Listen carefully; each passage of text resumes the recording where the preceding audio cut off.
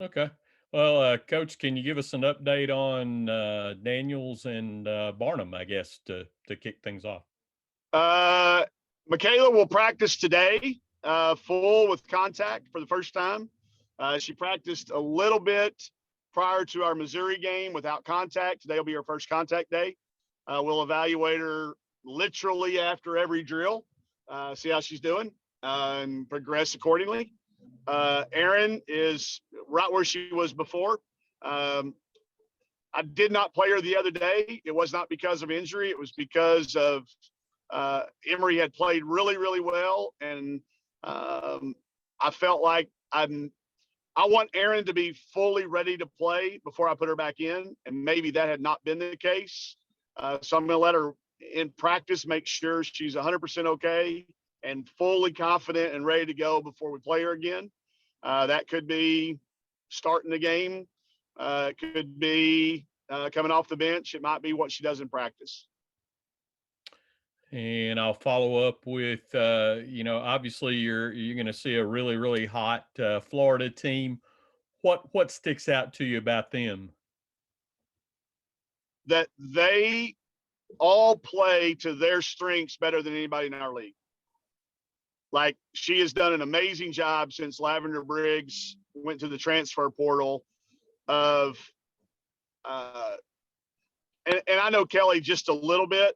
I'm just assuming from watching on the outside that she clearly told everybody what she needed from them and has held them accountable to a level that is very, very high because they play to their strengths 1 through 12.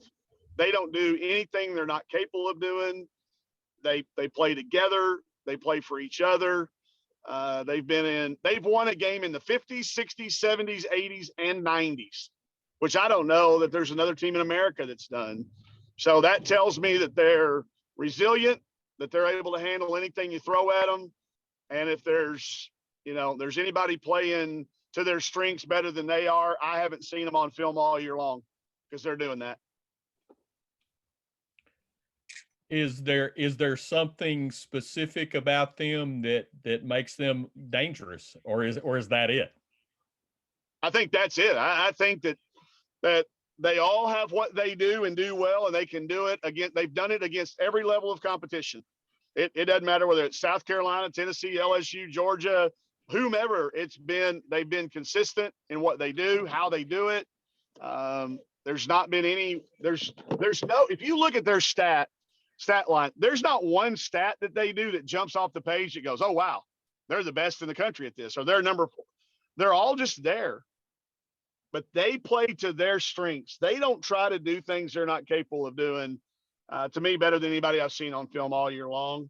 And I think that's their superpower, is that they just do a lot of things good, or great, or borderline great. Um, they're obviously confident. You can tell they rely on each other on ball screens. They rely on each other to be in the gap. Offensively, they move the ball. They share the ball. There's nobody shot hunting. It's the shots that get created by what they're doing.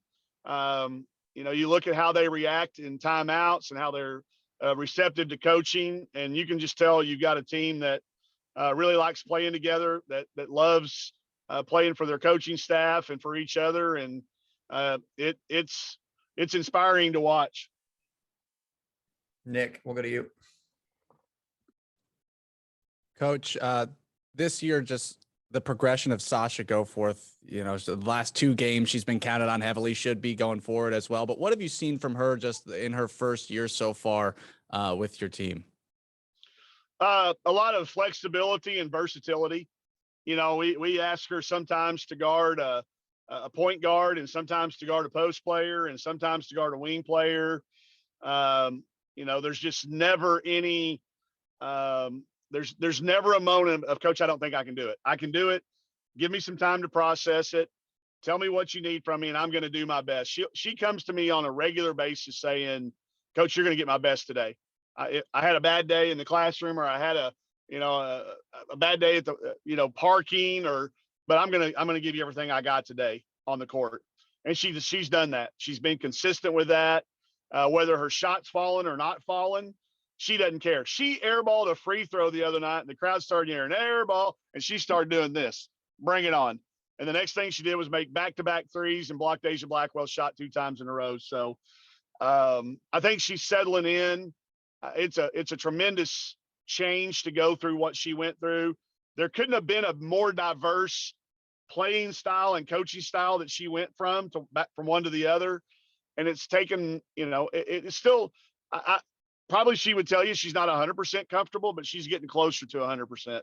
Is it kind of like Jersey where there's a ceiling we haven't seen yet? Oh yeah, sure. No, the ceiling is, I don't even think any of us can even see it yet for either one of those kids. I think we've established where the basement is. Neither one of them have digressed. You know what I mean? They just keep raising the basement level. It's what I'm talking about. So that's how they're getting closer to the ceiling.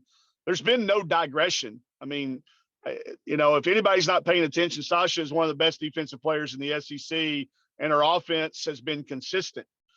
She can hit you for 20 or she can hit you for 10, but they're all impactful. Jersey the same way. I think, I think Jersey's ceiling is going to be long after she finishes being a Razorback, and the same might be for Sasha.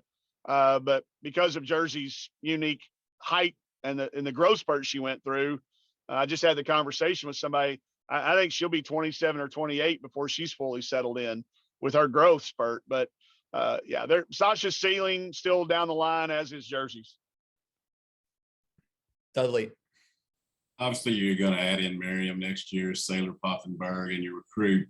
Talk to me a little bit about the future and how it looks, in terms of those girls coming on the squad.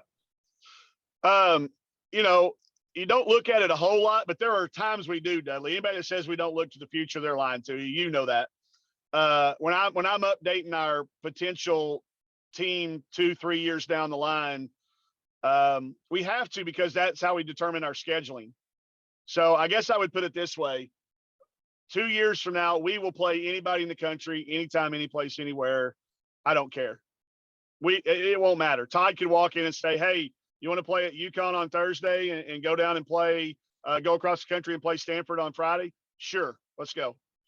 I think we're going to be at that point because of their depth, their age, their experience, their talent, how well they like each other, how well they fit together. I don't have a problem with embracing the fact that 2 or 3 years from now, and again, you're balancing that with who other rosters lose. You look at LSU, they're going to be a completely different team. Now, she may bring in a bunch of freshmen and a bunch of transfers and be equally as talented. I don't know. But if you look at what everybody has as of today across the country, and you look at how many minutes our freshmen have played this year with Sam Spencer and Jersey and Emery and Alana, and I still count Riley as a freshman. Sasha's identifying herself as a freshman. Sailor will be a freshman next year. Miriam will be a true freshman. It gets pretty exciting to know that I don't know of another. There's probably equal rosters around, but not one that I would argue with you too long that ours doesn't need to be talked about. It's exciting. Does that make sense? Yeah, exactly what I was looking for. There you go. Porter. Talking about another freshman, Samara, 4th Freshman of the Week award, and how critical she's been in Michaela's absence. Who knows? I mean, I'm glad that we only had to try to do it for one game. As great a job as Amber did at the point, it sure was nice to have Sam back out there because what she brings to us in all the areas. The Freshman of the Week award, very deserving yet again. I will say I think Amber should have at least be considered as a co-player of the week for this year, or this week. But Sam, her example of what to me a freshman needs to come in and be prepared for. We're going to see that benefit next year when Carly gets here, and she can just go to Carly and say, hey, here's what you should expect. Let me tell you how to get through it. And they can look at her and go, oh, well, she just did that. And then the next year when, some of the players that we have coming in the future, I think she will go into a leadership role faster because of the experiences she's had this year and the success. Her confidence is sky high. And I still don't think we've seen her play as good as she can. And she'll be the first to tell you that she won't rest until she does. Paul, we'll go ahead and swing it back to you if you got anything about Kentucky on Sunday. Okay. Just, you're facing a team that, with a player like Ryan Howard, but, I mean, it's scary, right? I mean, what do they bring? You mentioned it. Let's go frightening. Because the other thing I would tell you that I think to this point, they would tell you that they've probably underachieved a little bit, for the roster, but you don't know why. I'm not being critical of them. I'm just saying this is a team that we picked second, third, or fourth in our league. They've had an incredibly tough schedule. They've had to deal with some injuries to, Robin Benton and Blair Green, and Massengale's been out for a few games. Drayana Edwards was out for a few. So I'm not being critical when I say that they, to this point, have underachieved. I know that they're sitting there looking at their remaining games going, we can win our last 7 games and get to 9 wins. I know they are. I know Kyra. I know those players. And then when you've got a player like Ryan Howard, who, the WNBA are fighting over whether she's number 1 or Shakira Austin's number 1. I hate it that they're both in our league. Or now Alyssa Smith, I guess, is in that conversation too. But they're frightening. And that they can be explosive. And we've had some battles with those guys the last 2 or 3 years. So you anticipate nothing but a really, really high level game on Sunday. We'll have a lot of emotion with it being Amber's senior day, and then us making the push, obviously, to have a great crowd in there on that day. So it'll be, if there's 7,000 or 8,000 people in there, it'll be impactful on Kentucky, obviously, but it'll be the first time our kids have played in front of a crowd that big at home as well. So but it's exciting, frightening type thing. It's not like, ooh, I'm scared. It's like frightening, I'm excited type deal. And I know our kids will be too, regardless of what happens at Florida on Thursday. And I'll just follow up with this. The last 2 games, you've been short some people here and there, but managed to come together and win. What does that do for your group going forward? Confidence is such a valuable thing. Having it is great. Not having it is not. So I do think it gives us confidence that there's not situations we can't handle. I think it's taught us, we've learned some valuable lessons about, what got us down 11. I was joking with the people at the luncheon earlier. I need to get better at pregame speeches and not worry about halftime speeches, because we played well in the second half, but we know that's probably not the case. What I say at this point is very minimal into how they prepare and play. I do think rest and recovery is the 2 most important things we're doing right now, because of the condensed time frame that we're asked to play in for these next 21 days, with the potential of 10 games in those next 21 days. We have to be very mindful of what we do every single minute of our practice and our play and our games and our recovery. Hey, I'll throw one more thing. You've talked about in the past, Mike, about as the season goes down the road that you cut practice. I mean, has that been the same? Have you guys followed that same blueprint? We have.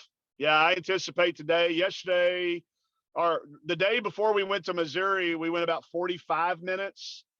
I think today will probably be closer to an hour. And then tomorrow could be, we actually will probably flip. We'll probably go 45 minutes today and an hour tomorrow. We are in strip away mode, like, the old Bruce Lee method. Rather than add things, we're stripping stuff away. So I think that, as well as they know what to do when I say, now when I say, hey, we're going to spy this screen and go third on the ball screen, we don't have to teach it. They go, I got it. So we do things in 1 rep where it used to take us 5 reps. It takes less time. But yes, we have drastically stretched it back, scaled it back physically. A little bit more film, a little bit more stuff that we expect them to do on their own. But this is also the time of the year that we turn the team over to the team.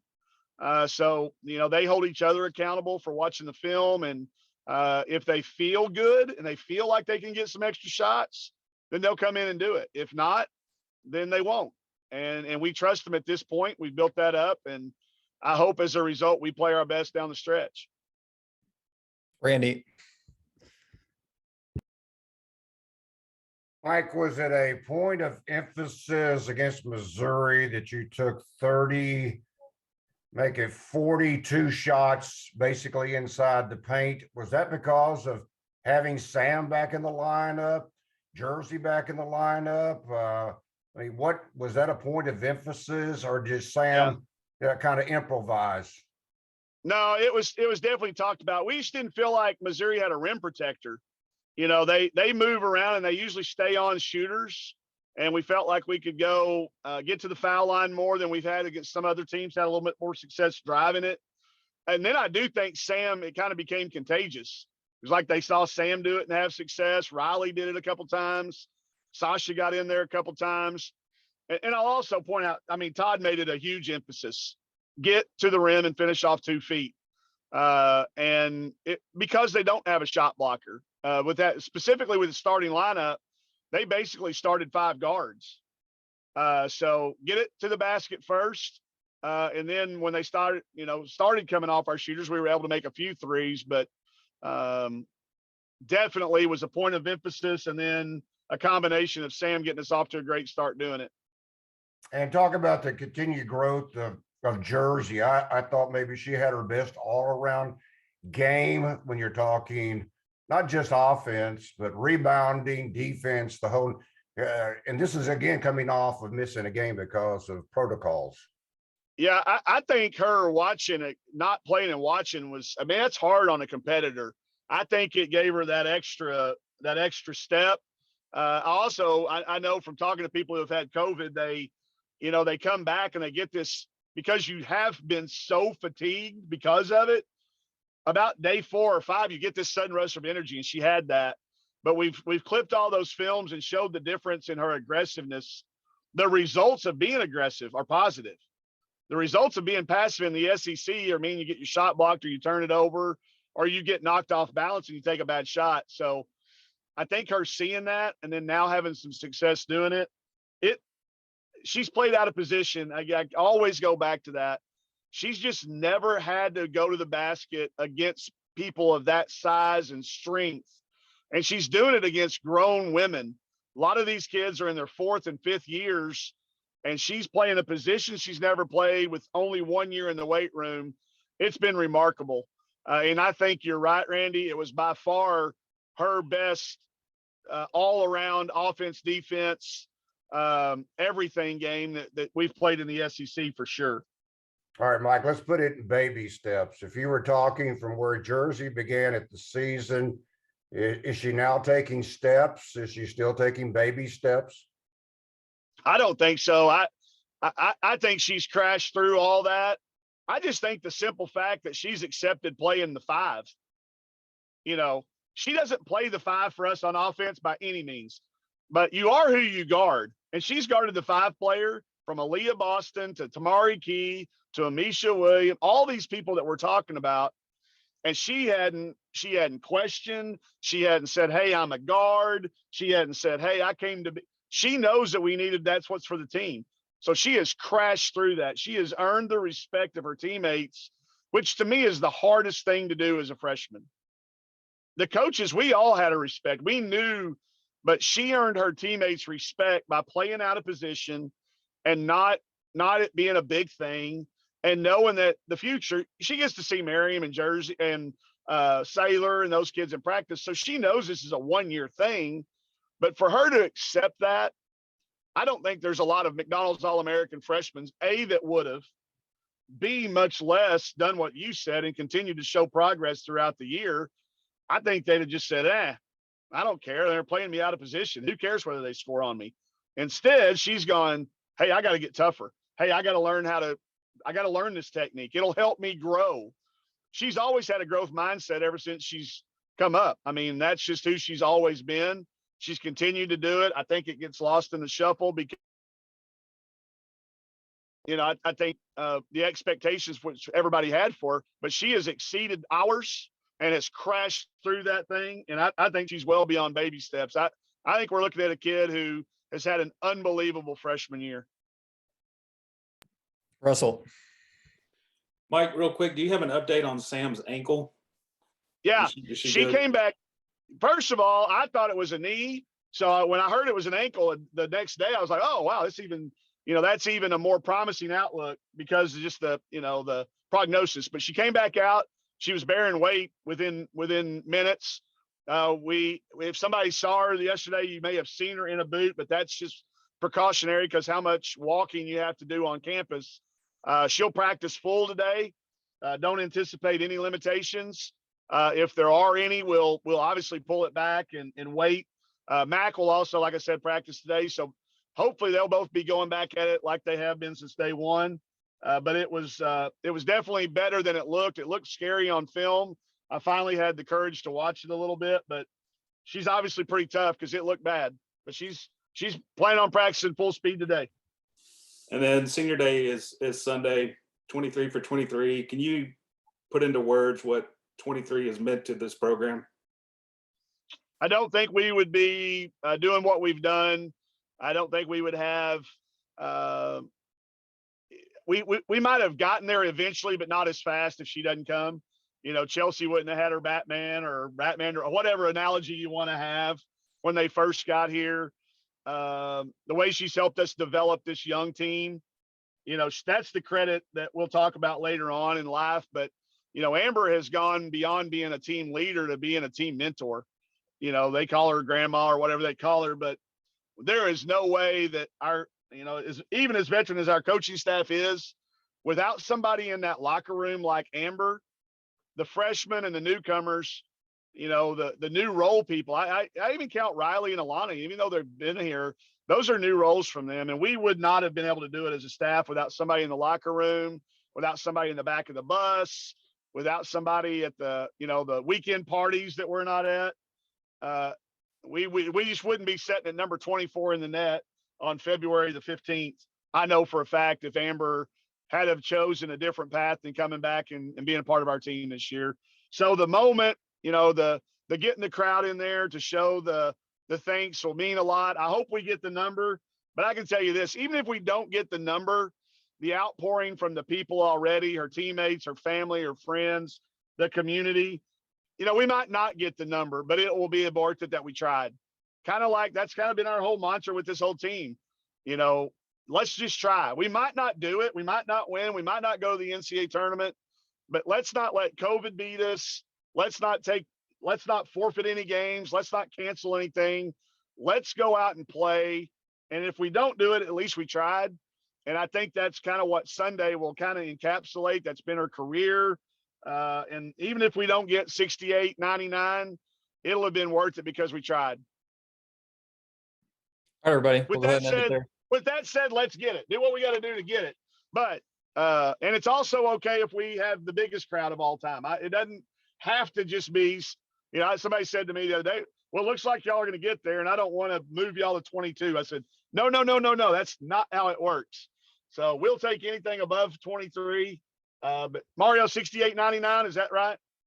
6699. You keep moving it up. 66. All right, 6699. So just flip the number around. It's not an anagram, but it's upside down number, whatever that's called. Palindrome. All right, everybody. We'll see you Thursday All right, night. thanks, y'all. Sorry about getting on the car. I didn't make it back from the luncheon. Thanks, Mario.